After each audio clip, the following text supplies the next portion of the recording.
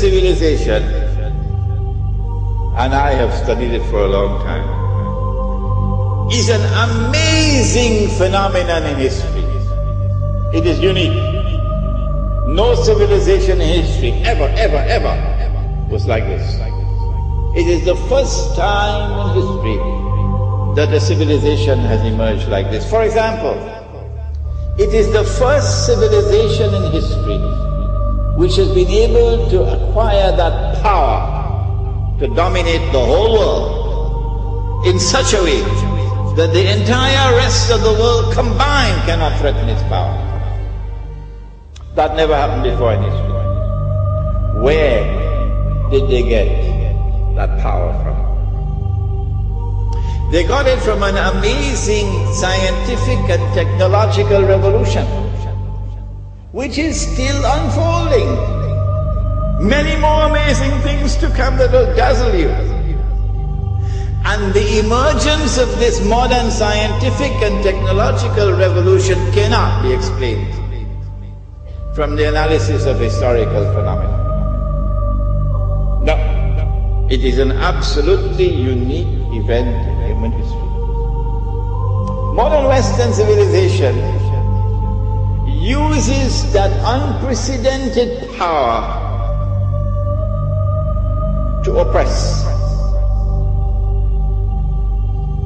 It is one of the greatest oppressors that history has ever seen. Modern Western civilization is also decadent to its very core. It is a civilization that is rotting at its very core, while yet at its periphery it glitters like gold. Modern Western civilization, which has this awesome and unprecedented power, which is oppressing mankind. Modern Western civilization, which is also decadent to its very core, also is a civilization with amazing powers of deception. Appearance and reality are always different from each other in all that pertains to this civilization.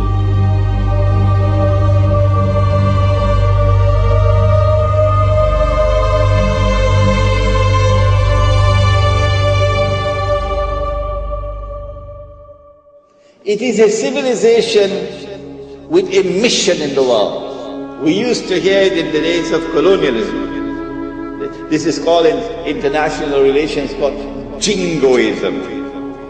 That we have a mission to civilize mankind. And this mission took them not only to colonize the rest of the world, that's bad enough, but that didn't end the story. When they colonize a part of the world, they do not leave, they do not decolonize until and unless they have put in place institutions which will ensure that that society will continue to be ruled by them, by proud people. And in the process, they seek to transform the rest of mankind into carbon copies of themselves. This never happened before in history. If I do not seek to understand what's happening here, then I've got peanuts in my head. When will I wake up? When will I begin to think? When will the world have more to me than McDonald's hamburgers? What's happening here?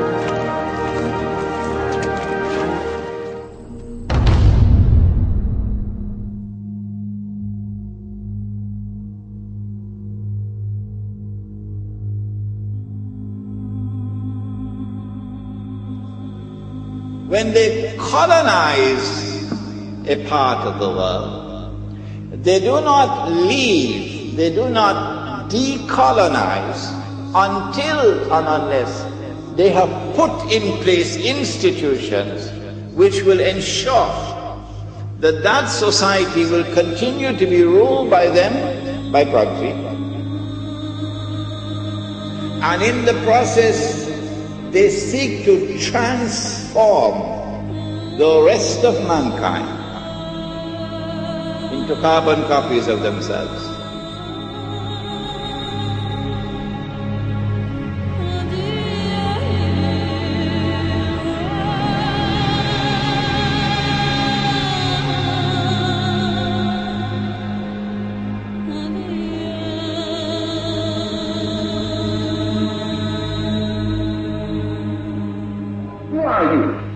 You don't know. Don't tell me Negro, that's nothing. What were you before the white man named you a Negro? And where were you? And what did you have? What was yours? What language did you speak then? What was your name? It couldn't have been Smith or Jones or Bunch or Powell. That wasn't your name. They don't have those kind of names where you and I came from. No, what was your name? And why don't you now know what your name was then? Where did it go? Where did you lose it? Who took it? And how did he take it? What tongue did you speak? How did the man take your tongue? Where is your history? How did the man wipe out your history? How did the man, what did the man do to make you as dumb as you are right now? Their obsession is to transform the rest of the world into carbon copies of themselves.